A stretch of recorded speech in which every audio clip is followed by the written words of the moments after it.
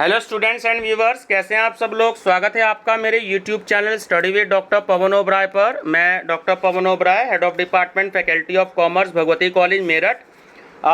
Viewers जो है, इस वीडियो में मैं आपसे डिस्कस कर रहा हूं सीसीएस यूनिवर्सिटी मेरठ का 2013 का बैक पेपर। ठीक है, ये देखिए मैं आपको बता दूं इसके बारे में। एक ही बार सन 2013 में पेपर हुआ था सीसीएस यूनिवर्सिटी मेरठ में मैनेजमेंट अकाउंटिंग का। उसके बाद में जो है ये पेपर हट गया था, फाइनेंशियल मैनेजमेंट चल रहा है फिर इतने सालों से। तो जो 2013 का मेन पेपर है तो वो मैं अपनी प्लेलिस्ट में अपलोड कर चुका हूँ, हिंदी इंग्लिश मीडियम में भी अपलोड कर चुका हूँ। ठीक है, और आपका जो है इंग्लिश मीडियम में भी जो है वो मैं अलग से अपलोड कर चुका हूँ, तो आप जो हैं उसको देख सकते हैं। ठीक है, बुकलेट वाले फॉर्म में भी है और इंग्लिश मीडियम वाले में भी अलग से है 2013 का मेन पेपर, तो मैं उसमें सॉल्व करा चुका हूं। तो इसमें मैं आपसे डिस्कस करूंगा 2013 का बैक पेपर। तो ये 100 क्वेश्चन तो वो हो जाएंगे और 100 क्वेश्चंस ये हो जाएंगे। तो आपको ये पता लग जाएगा कि सीसीएस यूनिवर्सिटी मेरठ का जो मैनेजमेंट अकाउंटिंग का पेपर आया था आपका, जब परसों 26 जुलाई में जो आपका एग्ज़ाम है, तो वो आपका पेपर किस तरीके से आएगा। तो आपको इनसे बहुत ज़्यादा हेल्प मिलेगी। ठीक है, मेरी ही आपको study with doctor Pawan Oberoi channel पर आपको ये पेपर मिलेंगे, बाकी और किसी यूट्यूब चैनल पे नहीं मिलेंगे, क्योंकि किसी टीचर के पास ये पेपर नहीं है, सिर्फ मेरे पास में ये पेपर है ये। ठीक है, मेरे पास भी बहुत पुराना पेपर रखा हुआ है, तो मेरे को मिल गया, तो इसलिए मैं आपको ये पेपर आपसे डिस्कस कर रहा हूँ। ठीक है व्यूवर्स, तो फर्स्ट टाइम अगर आप मेरा चैनल देख रहे हैं तो मेरा channel study with doctor Pawan Oberoi को सब्सक्राइब कर लीजिएगा, लाइक और शेयर भी करते रहिएगा अपने फ्रेंड सर्कल में। मैंने इसमें आंसर टिक नहीं लगाए हैं, क्योंकि आप लोग ये कहते हैं कि सर आंसर टिक लगा देते हैं तो उससे हमारी प्रैक्टिस नहीं हो पाती है। तो ये मैं पेपर सॉल्व करवाऊँगा, हिंदी में भी कोशिश करूँगा इस पेपर को दूँ, और मैं ई कॉमर्स भी इंग्लिश में आपको कराऊँगा, जैसे कि आप लोग कमेंट दे रहे हैं। तो दोनों ही पेपर अच्छे हैं, तो ई कॉमर्स भी आप चाहें तो वो दे सकते हैं, और अगर आपकी न्यूमेरिकल की प्रैक्टिस अच्छी है तो आप मैनेजमेंट अकाउंटिंग का पेपर भी दीजिएगा। ई कॉमर्स जो है वो फर्स्ट टाइम पेपर होना है। ठीक है, आज के पेपर तो देखिए बहुत आसान थे, प्रिंसिपल्स ऑफ मार्केटिंग के लगभग सारे ही क्वेश्चन मेरी प्लेलिस्ट में, सिवाय 3-4 क्वेश्चन को छोड़कर। बाकी आपने ये ऑब्जर्व किया होगी सारे क्वेश्चंस मेरी प्लेलिस्ट में थे। मैंने जो वीडियोस बनाई थी तो वो कल भी बल्कि जो 500 क्वेश्चंस मैंने अपलोड किए थे सारे ही क्वेश्चन उसमें थे। और इकोनॉमिक लॉ में जो मैंने रात को वीडियो बनाई थी उसमें से कम 35-40 क्वेश्चन थे, जो लगभग 220 क्वेश्चन जो मैंने दिए थे उसमें से लगभग 35-40 क्वेश्चंस थे। अगर थोड़ा सा समय और मिल पाता तो उसमें तकरीबन आपको काफ़ी सारे क्वेश्चंस मिल जाते हिंदी मीडियम में जो मैंने दी थी। ठीक है व्यूवर्स, चलिए डिस्कस करते हैं। Question number 1, which of the following relation is correct. तो इसमें आपका आंसर नंबर ए ठीक है कि material total cost variance equal to material price variance plus material usage variance. ठीक है, सेकंड है असर्टेन, और उसका रीज़न दे रखा है। असर्टेन का मतलब होता है कि वो आपको रीज़न उसमें स्टेटमेंट दे रखा है और वो रीज़न से सही है या नहीं, कि material yield variance is a sub variance of material usage variance, और इसका रीज़न दिया है कि मटेरियल सब uses variance is a sub variance of material revised uses variance. अब आपको ये बताना है, ठीक है, कि इसमें ए और आर दोनों सही हैं या आर ए की सही एक्सप्लेनेशन करता है या नहीं करता है। तो मैं बता देता हूँ, इसमें ऑप्शन नंबर सी आपका सही है कि ए जो है वो तो ट्रू है, बट आर जो है वो आपका फॉल्स है। ठीक है, थर्ड आपका क्वेश्चन है कि if variance are expressed in terms of money these are called. तो ऑप्शन नंबर बी इसका सही आंसर है, absolute variance. Which formula is use for calculating material mix variance. ठीक है, तो बी ऑप्शन सही है। एमएमवी को हम कहते हैं शॉर्ट में, मटेरियल मिक्स वेरिएंस को शॉर्ट में कहते हैं एमएमवी, इक्वल टू आरएसक्यू, मतलब revise standard quantity minus actual quantity into SP. ठीक है, तो बी ऑप्शन जो है वो आपका सही है। Labour calendar variance is calculated when. तो 5 का बी ऑप्शन ठीक है इसमें कि budgeted days differ from actual working days. ठीक है। Question number 6, which is the correct formula of calculating labour efficiency variance. तो ऑप्शन नंबर सी इसमें ठीक है आपका, SRPH bracket SH minus AH work. तो आपका सी इसमें ठीक है। क्वेश्चन नंबर 7 देखिए, ये आपको एक न्यूमेरिकल दे रखा है। अगर आपको फार्मूला अच्छे से याद है तो आप इस न्यूमेरिकल को सॉल्व कर सकते हैं कि स्टैंडर्ड में दे रखे हैं आपको standard time 5 hours per unit और स्टैंडर्ड रेट दे रहा है आपको 4 रुपीज़ 4 पर आवर। एक्चुअल का डेटा गिवन है, actual yield equal to 500 units, hours taken तो production 2006 hours, idle time 200 hours, total 2800 hours, actual labour rate equal to ₹5 per our. ठीक है। देखिए जब आप इसे सॉल्व करेंगे, देखिए अगर मैं सॉल्व करने बताने बैठ जाऊंगा तो वीडियो बहुत ज़्यादा बड़ी हो जाएगी। ठीक है। तो आप फार्मूला इसमें लगा लीजिएगा, मैं आंसर बता देता हूँ। इसका आंसर आएगा सी 400, A फॉर एडवर्स। ठीक है। Idle time variance is always, तो ध्यान रखना एडवर्स होता है, idle time variance is always adverse. फिर आपका इसमें जो है असर्टेन आ गया और रीजन आ गया। ठीक है। Idle time variance can never be favourable variance और रीजन गिवन है labour calendar variance is always favourable variance. तो इसमें सी ऑप्शन ठीक है कि A is true but R is false. ठीक है, ध्यान रखेंगे। तो ऑप्शन सी जो है वो इसमें करेक्ट ऑप्शन है। If labour rates are increase according to trade union agreement then the trend of labour rate revision variance would be unfavorable. Option B is correct. Who is the originator of management accounting? ठीक है। Option B James H Bliss, James H Bliss. ठीक है, ध्यान रखिएगा। The term management accounting was firstly used by, तो अगर आप इसको ध्यान से देखेंगे तो फर्स्ट टाइम जो था वो यूज हुआ था, सी ऑप्शन ठीक है, 1950 बाय जेम्स एच ब्लिस। ठीक है, चलिएगा। तो 12 का सी इसमें आपका सही आंसर हो गया। ठीक है। 13 question, the use of management accounting is, तो सी ऑप्शन इसमें करेक्ट है, optional. The nature of management accounting is, ठीक है, subjective.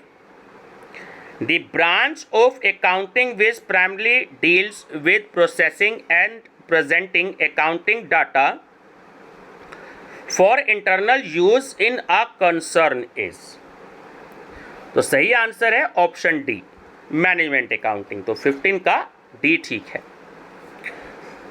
Management accounting is basically concerned with, option C is correct, both A and B means the problem of choice making and B cause and effect relationship. तो option C is correct, both A and B. The stage of management accounting is, option number B is correct, evolutionary stage. 18, which of the following statement is true, तो option B इसमें आपका correct है कि a management accountant provides a service for other managers. तो option number B correct है 18 का। फिर आपको ए और आर का आ गया है। ठीक है, A certain यानी कि management accounting provides various informations to top management, और रीजन है later on these information are published by the top management. इसमें भी 19 में आपका सी ऑप्शन ठीक है कि A is true but R is false. चलिए, मैचिंग का क्वेश्चन भी आ जाता है, जैसे जो है कभी कभी मैंने आपको बताए हैं इसमें, तो मैं आपको सीधा ऑप्शन बता देता हूं कि 20 का ए ऑप्शन ठीक है कि मैनेजमेंट अकाउंटिंग 3 नंबर का सही है पॉइंट की deals in short term and long term planning. उसके बाद है कॉस्ट अकाउंटिंग, तो 4 नंबर का पॉइंट की is concerned with short term planning. Next है financial accounting, 1 deals in objective items, and D है tax accounting. Point number 2 deals in tariff provision, तो option number A is correct. Profit centre is known as, ठीक है, a contribution margin centre, ठीक। Profit centre is one whose performance is measured in terms of option number C both cost and revenue। चलिए 23 responsibility accounting seeks to establish a relationship between planning and controlling, ठीक है, तो option B इसमें correct है 23 का B कि fixing organisational responsibilities for profit planning and control. चलिए question number 24, financial statement includes. देखिए फाइनेंशियल स्टेटमेंट के एक्चुअली जब 2013 में था तो ये एक चैप्टर जो फाइनेंशियल स्टेटमेंट वाला है इस समय यूनिट में नहीं है, ठीक है ना, लेकिन कह नहीं सकते, कुछ भी आ जाता है आंसर, तो आप इसकी स्टडी कर लीजिएगा, ठीक है। लेकिन इस समय सिलेबस में फाइनेंशियल स्टेटमेंट वाला चैप्टर कोर्स में आपके नहीं है। तो financial statement includes option A recorded facts. Financial statements provide a summary of D accounts। 26 trend ratio and trend percentage are used in C horizontal analysis। which of the following statement is true, तो 27 का आपका A option correct है, analysis leads to interpretation, ठीक है, interpretation.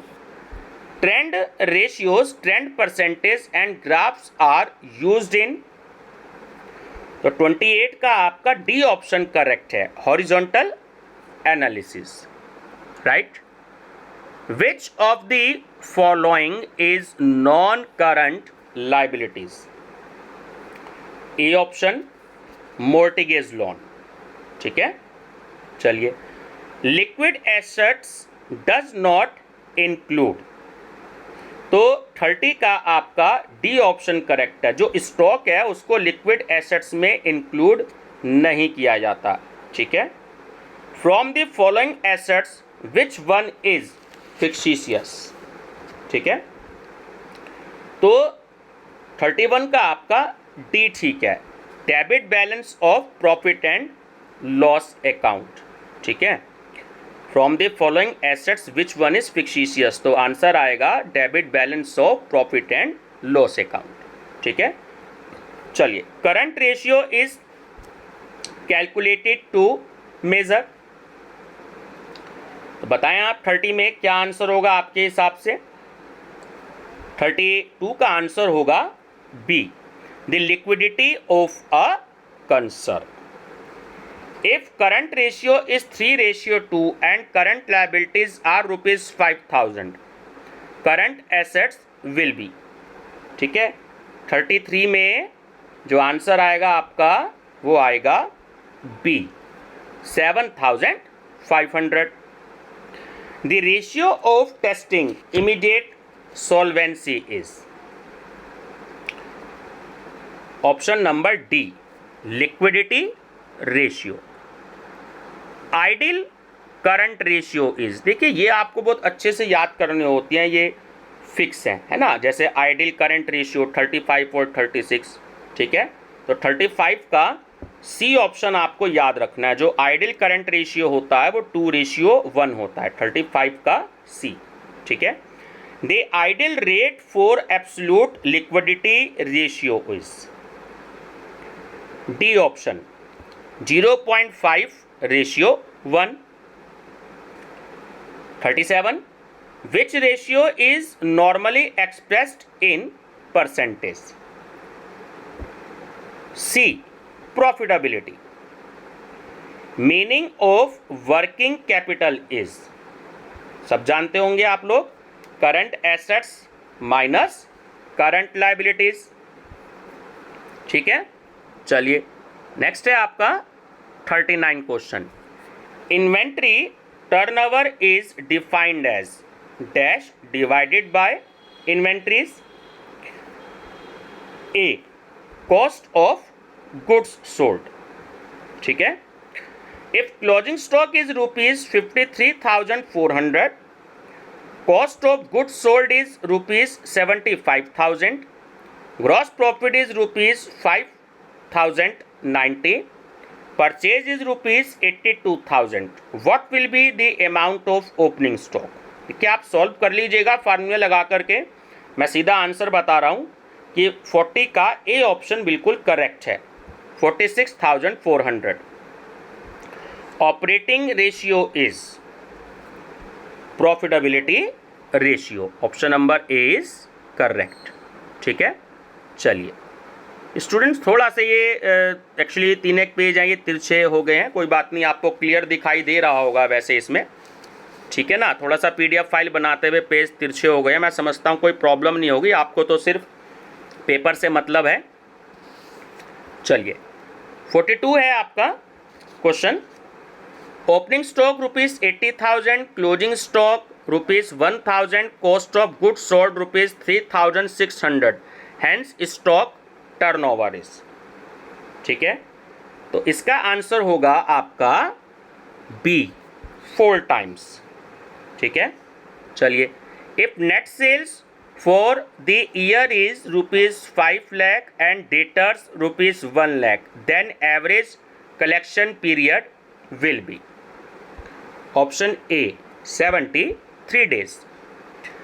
When fixed cost is ₹77,000, profit ₹3,000 and sales ₹50,000, the profit volume ratio will be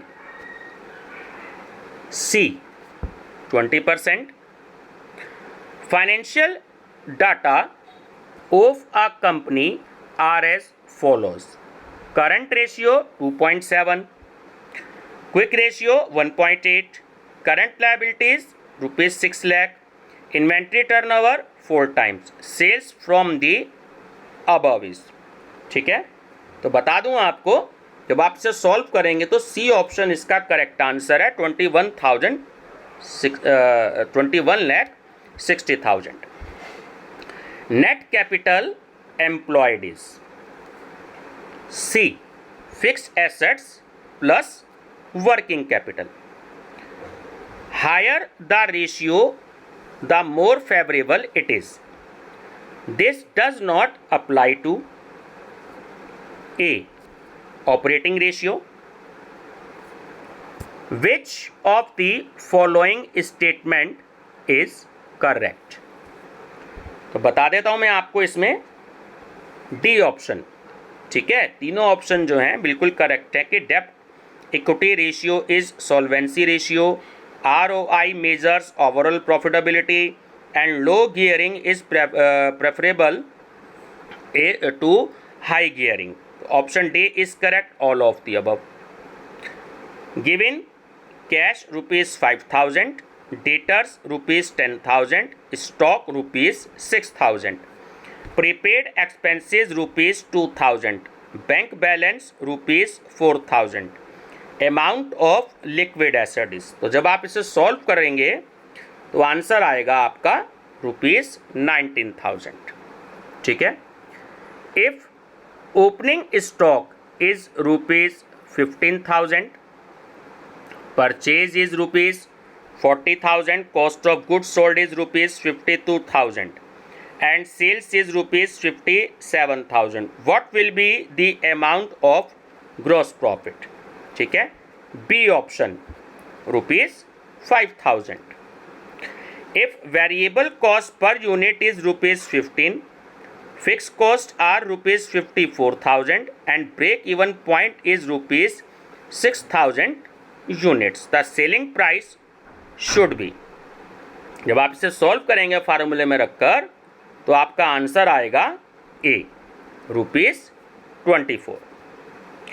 if profit is ₹40,000 and PV ratio is 40%, the margin of safety will be. ठीक है। तो आपका answer आएगा D 1 lakh. ठीक है।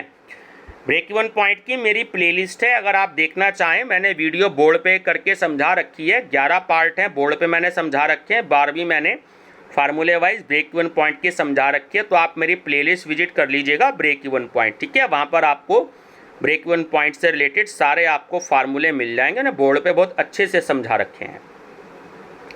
चलिए 53 है आपका। If sales is ₹3 lakh and contribution is ₹30,000 then PV ratio is. ठीक है।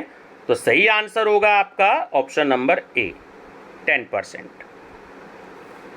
If margin of safety is 20%, PV ratio is 60% and fix cost is ₹30,000 then BEP will be. तो सी ऑप्शन बिल्कुल करेक्ट है, ₹50,000। Capital employed is equal to 55। ठीक है। तो D option बिल्कुल correct है, total assets minus current liabilities.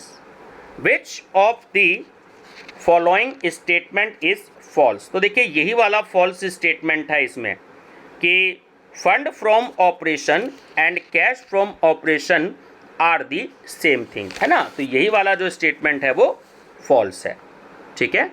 चलिए next है आपका, देखिए ये वाला पेज सीधे है और इसके बाद वाला पेज भी आई थिंक थोड़ा सा तिरछा हुआ होगा शायद। चलिए कोई बात नहीं, हमें तो क्वेश्चन से मतलब है। What type of interpretation of capital gearing ratio. C option high and low both. Which of the following will increase working capital. D option sale of old machine for cash. ठीक है। Which transaction does not effect the funds flow. Option A is correct, when a current asset is converted into another current assets. What do you mean by cash according to accounting standard 3 revise.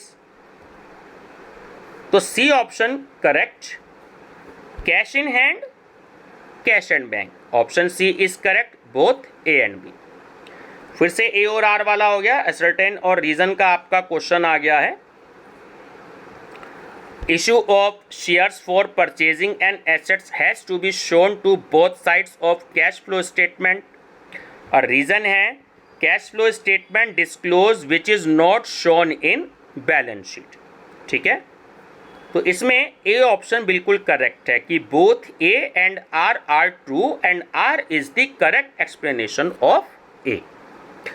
62 भी आपका ऐसा ही question है।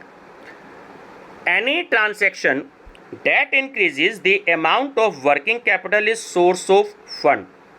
Reason है changes in current assets and changes in working capital are positively associated. इसमें भी आपका A option ठीक है। देखिए 61 में भी ए ऑप्शन करेक्ट है और 62 में भी ए ऑप्शन करेक्ट है।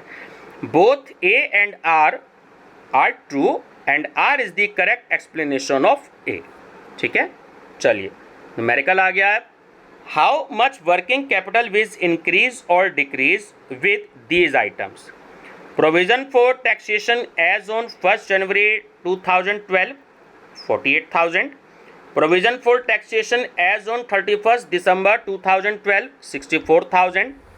Tax paid during the year 40,000. अब 4 ऑप्शन आपको दे रहा है इंक्रीज डिक्रीज के, ठीक है। तो इसमें भी मैं आपको बता दूं कि 63 का भी ए ही ऑप्शन करेक्ट है कि इंक्रीज इन वर्किंग कैपिटल ₹16,000, ठीक है। चलिए, मैं बिल्कुल आराम से समझा रहा हूँ, बहुत स्लो, कोई भी मैं देखिए जल्दी नहीं कर रहा हूँ, बहुत स्लो समझा रहा हूँ ताकि आप जो है बिल्कुल बहुत आराम से क्वेश्चन को मेरे साथ पढ़ सकें, ठीक है।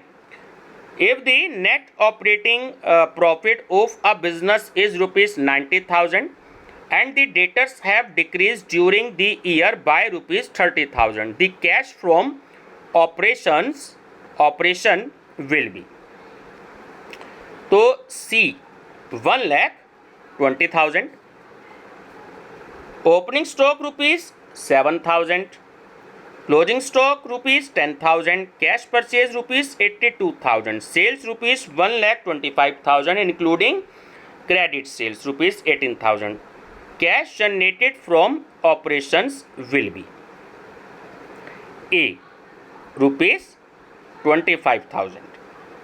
If net profits are ₹40,000 and non-cash charges are ₹5,000, then the funds from operations will be. तो C ऑप्शन भी इसका करेक्ट है, ₹45,000. According to Accounting Standard 3 revised, cash paid to employees is treated as. ठीक है, चलिए इसके ऑप्शन को देखते हैं। चलिए, इसका ये थोड़ा सा पेज जो है वो ठीक है ना, तिरछा नहीं है। तो मैं बता देता हूँ आपको, 67 है ना, तो इसमें भी आपका ए ऑप्शन करेक्ट है कि cash flow from operating activities. If fixed assets and variable costs at 60% capacity are ₹12,000 and ₹24,000 respectively, total cost at 75% capacity would be. तो अब क्या आंसर होगा? तो मैं बता देता हूं आपको, 68 का बी ऑप्शन करेक्ट है, ₹42,000. Factory expenses at 50% capacity are ₹1,00,000, out of which 25% are fixed. Then factory expenses at 60% capacity level would be. ठीक है, तो बी ऑप्शन इसका करेक्ट है, ठीक है। ₹1,15,000. मार्जिनल कॉस्ट मीन्स, तो मार्जिनल कॉस्ट मीन्स का मतलब है option number C, change in aggregate cost due to increase or decrease in 1 unit of production. चलिए, 71 marginal cost equation is. चलिए बताइएगा मार्जिनल कॉस्ट इक्वेशन इज क्या होता है? तो ए ऑप्शन करेक्ट है, S minus V equal to P plus F, sales minus variable cost equal to profit plus fix cost. तो 71 का A. Profit oblique loss is 0, ठीक है, तो बी ऑप्शन करेक्ट है, when contribution is less than fix cost. If total cost of 5,000 units is ₹20,000, 8,000 units ₹26,000 per unit, variable cost will be B ₹2, ठीक है।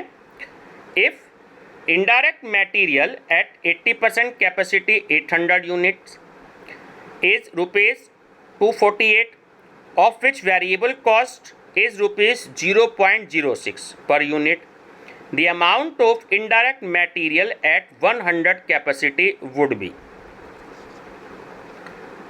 C option 260, ठीक है। चलिए, profit shown by absorption costing will tend to exceed profit shown by marginal costing method if A. Units produced exceed unit sold. Margin of safety can be improved by A. Increasing selling price. Variable cost per unit is rupees 15 per unit. Fixed costs are rupees 90,000 and selling price is rupees 25 per unit. If break-even point is to be lowered to 6,000 unit, the selling price should be ₹30। मुझे पता है आपको कुछ numerical इसमें समझ में नहीं आ रहे होंगे क्योंकि आपने प्रैक्टिस नहीं करी है, ठीक है ना।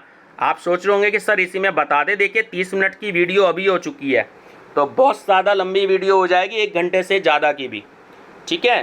तो मैंने बताया ब्रेक इवन पॉइंट की आप प्लेलिस्ट देख लीजिएगा। आपको कम से कम 10 न्यूमेरिकल आने हैं ब्रेक इवन पॉइंट के, तो आप मेरी प्लेलिस्ट देख लीजिएगा। 15-15, 10-10 मिनट की प्लेलिस्ट है, तो उसमें मैंने बोर्ड पे अच्छे से न्यूमेरिकल समझा रखे हैं। आप मुझे देख भी सकते हैं, मेरी शक्ल भी देख सकते हैं, ठीक है। चलिए 78 है आपका question. Total cost are ₹60,000, fix cost are ₹30,000 and sales are ₹1,00,000। The break even point would be, ठीक है, ऑप्शन बी ₹45,857। अब ये देखिए मैचिंग आपको दे रखी है, मैं इसी में आपको समझा देता हूँ, है ना। अगले पेज पर इसका ऑप्शन है, ठीक है, तो इसी में आप क्लियर कर लीजिए कि क्या क्या करेक्ट है। इसमें ए ऑप्शन ठीक है। ये जो दे रखा है ना क्वेश्चन में, यही सीक्वेंस बिल्कुल ठीक है कि at BEP the total cost is equal to sales excess of actual sales over break even sales is called margin of safety. Contribution is the difference between sales and variable cost and the total of fixed cost and profit is called contribution, ठीक है। चलिए A option इसमें जो है आपका बिल्कुल correct है, right. चलिए question number 80। What will be the impact on BEP due to increase in selling price? B. Decrease the break even point। फिर न्यूमेरिकल आ गया। How much is marginal cost per unit and how much is the fixed cost, ठीक है। चलिए इन्होंने देखिए 1980 की दे रखी है, यूनिट प्रोड्यूस तो 20,000 और टोटल कॉस्ट दे रखी है आपको 1,00,000, और 1981 की दे रखी है, यूनिट प्रोड्यूस 30,000 और टोटल कॉस्ट दे रखी है 1,30,000। मैं आपको आंसर बता देता हूँ, ए ऑप्शन करेक्ट है, ठीक है। यूनिट होगी ₹3 पर यूनिट एंड रुपीस में आंसर आएगा ₹40। Cost relevant to make buy decision consist of variable manufacturing cost as well as a unavoidable fixed cost. चलिए असर्टेन और रीजन बात करते हैं।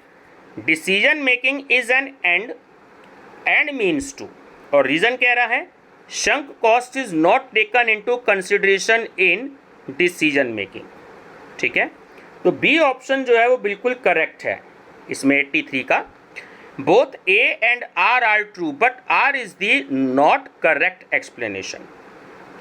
The term fund as used in fund flow analysis means B current assets minus current liabilities, ठीक है।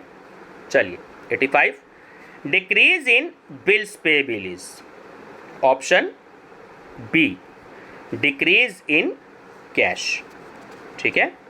Purchase if building by issue of share is,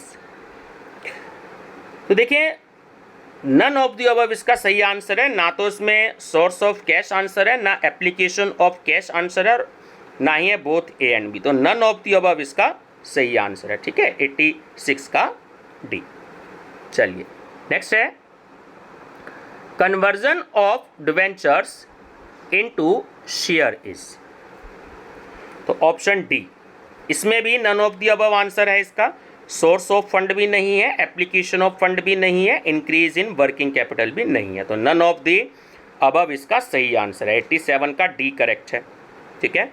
dividend on shares held as investment is a investment activities, ठीक है। ये B थोड़ा सा misprint हो गया, वो उधर की साइड आ गया, तो वो ऑपरेटिंग एक्टिविटीज से पहले का ऑप्शन है, ठीक है ना। तो कंफ्यूज मत होना कि बी क्या है।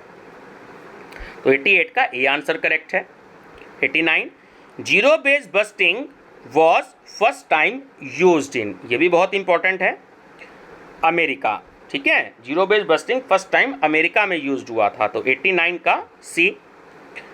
Commonly acceptable method of preparation of cash budget is, ठीक, A receipt payment method, selling price at 60% capacity are ₹1,20,000 out of which 25% are fixed, then selling expenses at 70% capacity level would be, ठीक है। B answer correct है, 1,35,000। फिर से ascertain आ गया है आपका, sorry ascertain आ गया है। Zero base budgeting is flexible and reason है इसका आपका कि in zero base budgeting budgets are prepared on zero base every year, ठीक है।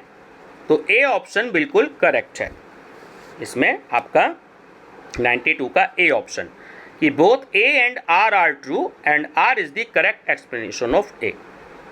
If variable cost are fix cost and 50% capacity are ₹40,000 and 20,000 respectively, total cost at 75% capacity would be B ₹80,000. The estimated monthly sales of Agra Fruit Company is February ₹45,000, March ₹48,000, April ₹27,000, May ₹43,500 and June ₹31,500. If 50% of sales are realized in the next month and balance in the next to next month, what would be the cash collection from sale in April, May and June, ठीक है। देखिए मैं आपको answer वैसे बता दूंगा, इसका जो 94 है ए ऑप्शन करेक्ट है इसका, है ना। तो लेकिन इस एग्जाम्पल को, इस क्वेश्चन को समझने के लिए आप अपनी बुक से, जो भी आपके पास बुक है, तो आप कैश बजट का कोई भी एग्जाम्पल देख लीजिएगा, उसमें आपको बता रखा होगा सेल्स का वर्किंग नोट दे करके, तो एग्जाम्पल जरूर देख लेना, ऐसा न्यूमेरिकल आपको जरूर आ सकता है, ठीक है। कैश बजट में ये आपको मिलेगा, ठीक है। सेलेक्ट द ट्रू स्टेटमेंट, तो मैं बता देता हूं आपको, बी सही है इसमें। Actual receipts and payments are shown in cash budget. Controlling units under budgetary control is, ठीक है। चलिए, तो क्या आंसर होगा इसका सॉरी, तो इसका आंसर होगा आपका बी डिपार्टमेंट, ठीक है। 96 का B. If customers are allowed 2 months credit sales of January will be included in cash budget in the month of, ठीक है। तो क्या होगा, 2 महीने बाद कह रहा है ना, जनवरी का दूसरा महीना बैठता है, एक फरवरी हो गया, फिर अगला मार्च हो गया, तो मार्च जो है वो सही है, 97 का C. The main object of standard costing is be controlling the cost.